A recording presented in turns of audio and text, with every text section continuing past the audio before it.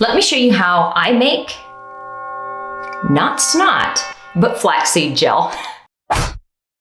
Hey there guys, welcome back to my channel, and if you're brand new here, hi, my name's Courtney, and thank you for not clicking out of the video at my very gross, slightly inappropriate description of flaxseed gel. Recently, making your own flaxseed gel at home has become popular again. I have made a video on this in the past, but there are a few new tips and tricks that I would like to show you in today's video, and I want to show you how I got these results. My hair is probably looking the curliest it has looked in a very long time. And I have some sneaking suspicions as to why it did that with only flaxseed gel in my hair. One, flaxseed gel has some moisturizing properties. I didn't need to put any leave-in conditioner or curl cream in my hair, so my hair's not particularly weighed down. Two, I applied this on damp hair instead of soaking wet hair, which gave me smaller curl clumps, which made each curl clump lighter weight and was able to spring up more, but it didn't make my curls look particularly stringy, which we love. And lastly, flaxseed gel has some proteiny type properties. So if your hair really loves protein, if you have super fine hair that needs a lot of structure, or if you have coarser hair that needs lots of conditioning and clump encouragement, flaxseed gel is a really good option. So let's get straight into how we make this. First, you're gonna start off with whole unground flax seeds. I like the Great Value organic whole flax seeds because they're very cost effective. You can get roughly 22 ounces for $6.98 today in the year of our Lord 2026. That's how much it's going to cost you to get you some whole ground flax seeds for 22 ounces, just roughly $7. You're gonna grab about half a cup of whole flax seeds. Now, for those of you who like to be super duper extra precise, I did weigh it in grams so that you could see how much I used in grams. If that makes you feel better to weigh it out to get some extreme precision here. But if you don't feel like being that precise, please just use half a cup of whole flax seeds. Next, you're going to need roughly 2 cups of filtered water. I personally like using filtered water because where I live, I have incredibly insanely hard water.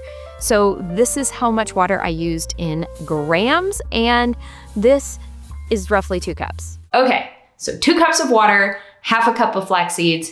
If you're really paying attention, you'll notice that that is 1 to 4. So 1 part flax seeds to 4 parts water. If you want to make more flaxseed gel, you're going to grab more flax seeds, but you will need to use 4 times the amount of water as you used of flax seeds. Next, we're just going to add both of those to a pot and turn that puppy on to high speed and high heat. Just kidding. That's what I say when I go to diffuse my hair. I like doing things fast. So I crank it as high as it'll possibly go, but I don't go too far because as soon as it starts to boil, I start a timer. You want to roughly boil these for 7 minutes. So that's why we're starting our little timer there. And I'm going to show you how the flaxseed liquid looks right when you start. Do we see how quickly the water is dripping off of the spoon? The liquid is dripping quite quickly. There's not like an elongated, stringy, snot-like drip. It's quick, fast drips. So we're going to stay close, continually stir our pot, making sure that it doesn't boil over. Once we've got that fast boil going, I do turn down the heat quite a bit and just let it go for about 7 minutes. And this is what I am looking for. Do you see how now, after it's boiled for about 7 minutes, it is doing that stringy, drippy look? It still looks very liquidy, but we're getting a little bit more of a snot-like drip happening here. That is perfect. So we're going to pull it off of the heat and we're going to put it into a glass container. But we're going to use a strainer when we pour the flax seeds from the pot into the glass container. I believe in my previous video I did use pantyhose for this, but the flax seeds are hot and that kind of hurts. It's also quite hard to squeeze the gel through the pantyhose, but I find that when you don't overboil your flax seeds and you pour it straight through the strainer while it's really, really hot, it works really well. Now, I do have a few chunks and bits of flaxseed in my actual flaxseed gel. You could get a strainer with smaller openings, and that might mitigate some of the extra bits in the finished product of the flaxseed gel. But honestly, it doesn't bug me. I don't see those flakes and bits in my hair once I've styled it, so it's not that big a deal if you see some bits and pieces of flaxseed in your flaxseed gel because of the strainer that you used. Now, this next step is totally optional. In fact, I've heard some people say that skipping this step when you're first getting into making flaxseed gel is a good idea, and I actually really like that thought. But adding a couple of drops of essential oil to your flaxseed gel will make it smell nice, make it smell pretty. I chose lavender oil because it has some antifungal, antibacterial properties, and I would like my flaxseed gel to last longer without going bad. Now, I haven't seen the scientific data, the peer-reviewed studies that say that lavender oil is antibacterial and antifungal. I've just heard that said in crunchy mom circles, but I am like 50% scientist and 50% crunchy mom. Well, honestly, I'm probably more scientist and less crunchy mom if I'm being truly honest with myself. So I would like to see some more data on lavender oil being antifungal, antibacterial. Like, I would like to go do this in a lab, use lavender oil and see how much we need in order for the bacteria or fungus not to grow. That would be coolsies. So really, the lavender oil is just to make it smell nice. And in my brain, it makes it last a little bit longer. You will want to store this in the fridge when you're done with it. And because I'm Courtney and I'm a little bit extra, after I've thoroughly mixed in that essential oil, I will pour it into a cuter container. This one fits better in my bathroom, on my bathtub, on my shelf. It's easier. The footprint of this bottle is smaller. So that's why we're putting it in this glass bottle. Now we're going to head into my bathroom and I'm just going to wash and condition my hair. If you're curious, I did use the Bounce Curl Weightless Shampoo and Conditioning Mask today. I used them in my previous YouTube video. If you feel like checking that out, you are welcome to. But I'm going to brush style my hair today. I did put it kind of up in my Perfect Hair Care towel just so that I'm not dripping all over my bathroom floor, but I didn't tighten it in any way. I'm not wringing out any excess water from my hair. First, before we brush style, I am going to go detangle my hair nice and thoroughly. There is no leave-in conditioner, no curl cream in my hair. I'm just going to do my upright brush styling routine. We're gonna buzz through this very quickly because there are other videos on this channel with more in-depth step-by-step instructions on how I do this, but we're going to do 3 sections. On the bottom section, I'm going to brush style the back sections vertically, and the sections around my ears, I kind of brush style horizontally. I also love taking a couple of extra clips and using those to hold the already brush styled sections out of the way. That way I am not getting confused about what I have already brush styled and what still needs to be brush styled. So then I take down the middle section, and again, I'm going to brush style the back part of my head in vertical sections and use horizontal sections around my face. Then I'm going to take down the top section after clipping away the already brush styled section again and do some brush styling on the top of my head. I do like to do a couple of, I guess, horizontal type sections right over my crown. It helps cover up my cowlick. And then I do just vertical straight parts all across the top of my head so that I have some really straight parts to pick from once I'm done styling.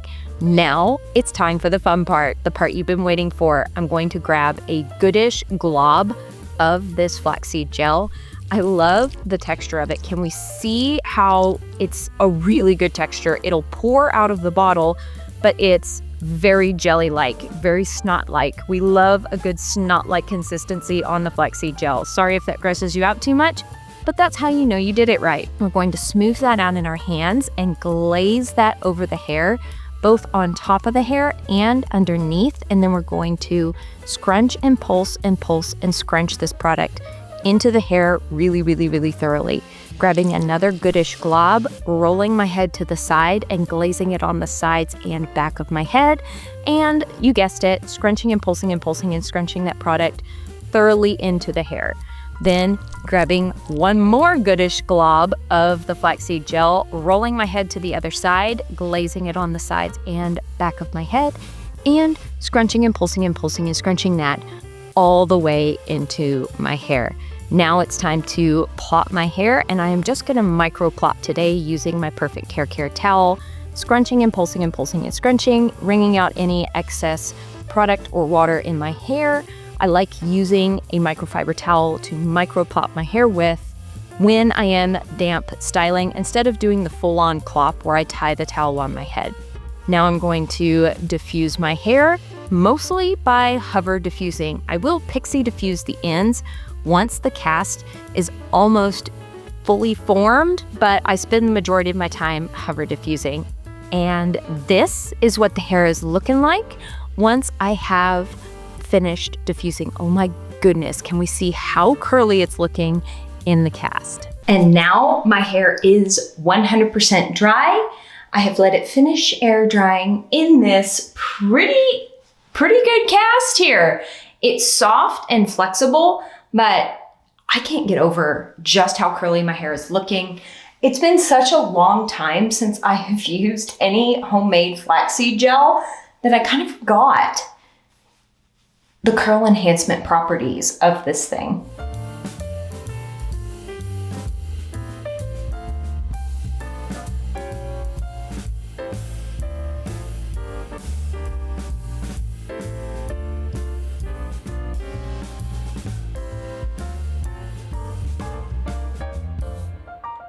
And this is the final scrunched out and fluffed result.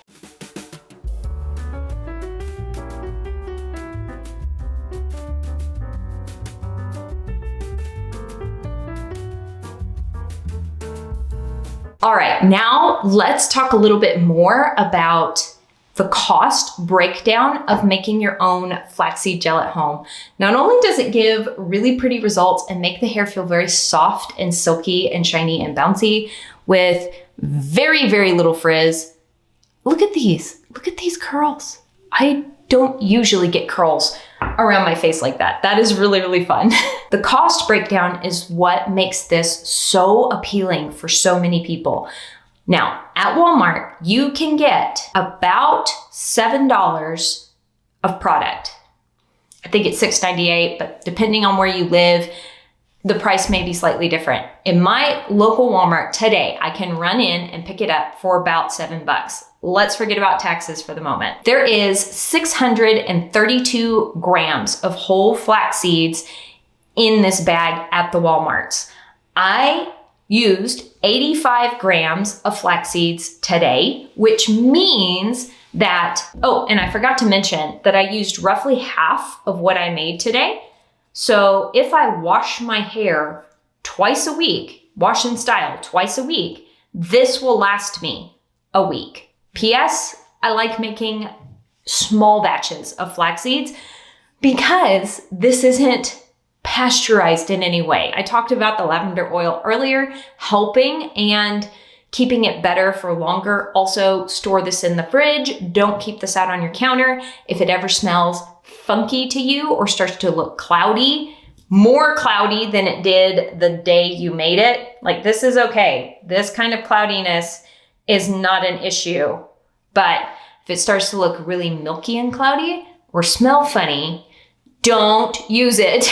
I personally am really sensitive to like mold, so making my own homemade flaxseed gel makes me very nervous. I would not make more than a week's worth at a time. I would not try and extend the shelf life of this once every 2 weeks. We need to be making this every week. It's pretty quick, pretty fast, pretty easy cleanup, so not outside the realm of possibility to do this once a week. Anyway, if we're making this once a week, and I used 85 grams, and a whole thing of flax seeds has 632, I can make roughly 7 batches of this for $7, making each batch about $1. And each time I wash my hair, it only costs me 50 cents. I think that's right? That's the rough math, okay? We're not getting super precise with the math here. That's the rough math based on how much it would cost me to make. Something that would be really fun to do in the future is for me to break down the cost per use of other store-bought gels. I know that another big appealing thing about making your own homemade flaxseed gel to use on your hair is that there's no chemicals in it. Chemicals. I'm putting air quotes here. Why? Because if you look up the definition of chemical, the definition of a chemical is a substance made of one or more elements. Okay, so guess what that makes water? A chemical. Guess what that makes flaxseed? It's a chemical. Now, what I understand that most people say when they want to avoid chemicals in their hair care, they are meaning artificial substances, harmful substances. That's why they're, interested in making their own homemade flaxseed gel. However, if you aren't careful with making your own homemade flaxseed gel, if you're using flax seeds that have gone bad, that are rancid, guess what? Rancid flax seeds are quite toxic. Also, if you're using a substance that is growing a bunch of mold, bacteria, and fungus in it and putting that on your hair, that's not going to be very good for you. If you are one of those people who is intrigued by this because of the cost and the funsies of making it for yourself in your own kitchen, I totally get that. I'm on board for that. But doing this because you're scared of other chemicals, there's pros and cons. There's pros and cons. I'm just gonna say that. You can make your own decisions, but those are Courtney's opinions on homemade flaxseed gel. The results alone, though, maybe make it worth it no matter what. And because I know you love it, this is what the hair looked like at the end of the day after a wild and crazy day in my mom life. Yes, I even worked out and went to the gym and did stuff and things with this hair. So this is how it held up. This is how it survived. And this is what the hair is looking like on the morning of day 2 with absolutely zero refresh. Could I refresh this hair and probably get some more shine, curl, and bounce out of it? I'm sure I could, but this is what it's looking like in its raw, naked, unrefreshed state so that you get a really good baseline. As always, I sure hope you're having an absolutely fantastic day, and I will see you in the next video. Bye!